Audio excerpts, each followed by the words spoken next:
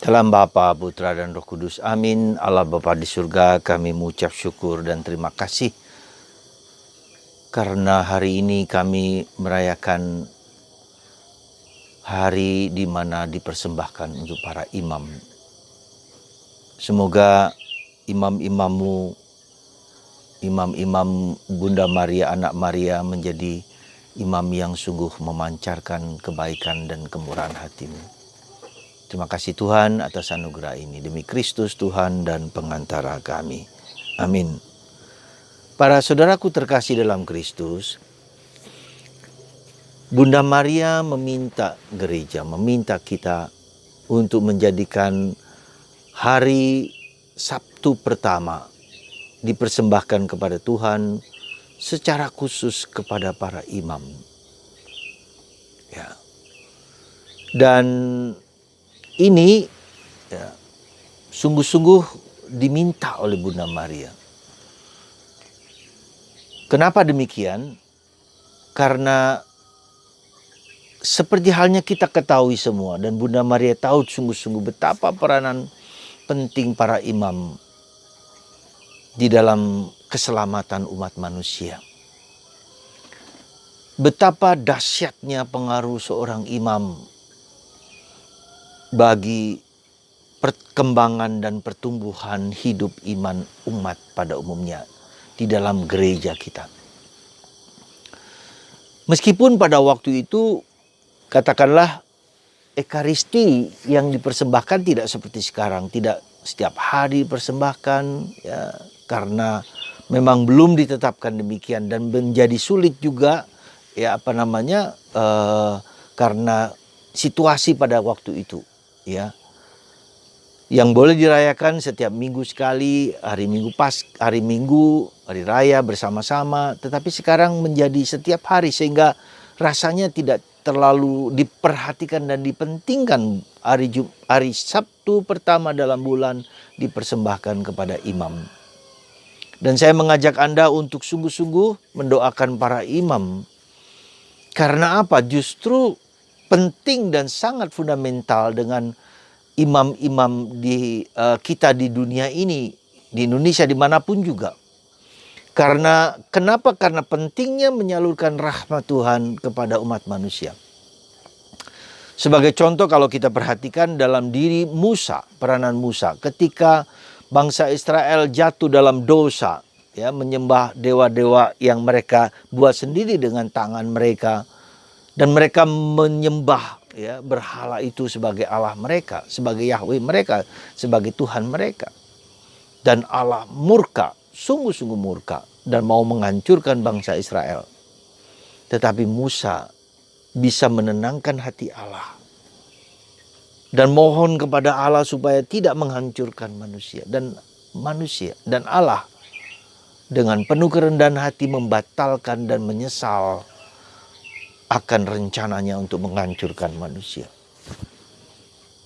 Itulah peranan seorang imam. Dan Yesus sendiri adalah imam agung yang menjadi perantara kita dengan Allah, dengan Bapa di surga. Karena Yesuslah kita diselamatkan. Dan kuasa kepengantaraan itu yang antara manusia dengan Allah, antara dunia dengan Allah,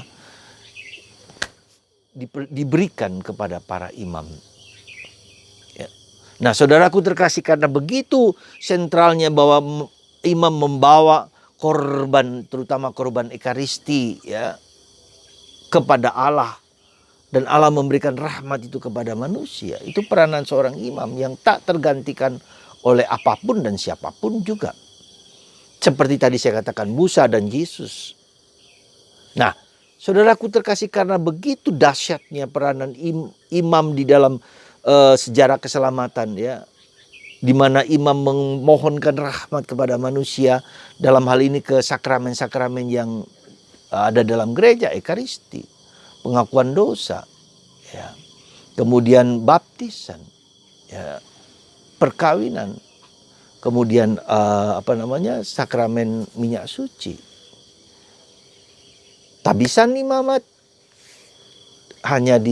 dan juga konfirmasi diberikan hanya kepada uskup, kecuali dalam hal mendesak dalam konfirmasi. ya, atau uskup memberikan wewenang kepada seseorang imam begitu. Nah, saudara, ketika seluruh struktur rahmat yang demikian, maka apa yang dilakukan oleh iblis adalah menghancurkan imam. Sekali lagi, menghancurkan imam dengan berbagai macam cara, dengan berbagai macam godaan, dengan berbagai macam keadaan dan berbagai macam situasi, ya. Supaya dengan jatuhnya imam, maka keselamatan hampir-hampir tidak terjadi. Jadi saudaraku terkasih dalam Kristus, itulah yang dilakukan oleh iblis supaya setan dapat menghancurkan rahmat yang Tuhan berikan kepada manusia tidak terjadi. Ya.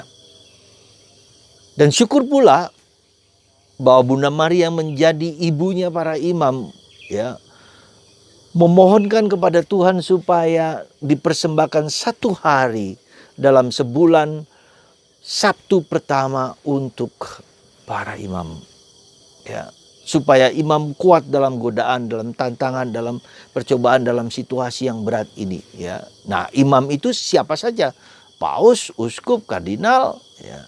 Kemudian imam biasa. Nah, kita semua dalam kerapuhan, kita semua sangat-sangat rapuh. Kami para imam adalah manusia yang berdosa, yang rapuh, ya. Nah, karena itulah maka doa-doa Anda bukanlah sesuatu yang harus, ya, bukan sebagai suatu kewajiban, tapi suatu kecintaan kepada kami para imam.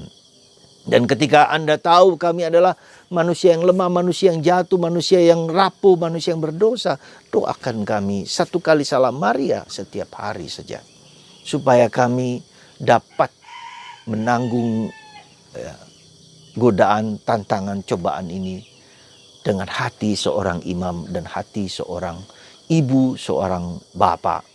Dan di tengah pandemi ini juga kami mendapat tantangan yang tidak mudah juga di dalam kehidupan kami. Bantu kami, saudaraku terkasih.